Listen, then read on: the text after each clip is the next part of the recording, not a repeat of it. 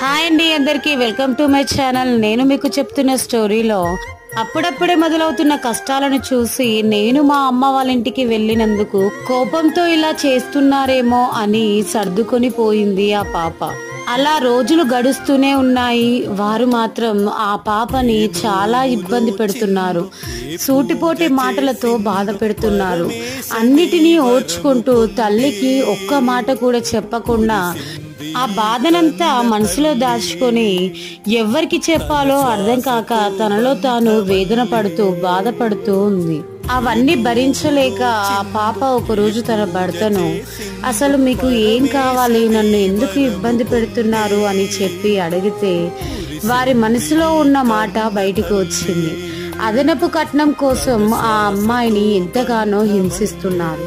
Next video కోసం వేచి ఉండండి. అలాగే మా ఛానల్ని ఫాలో అవ్వండి.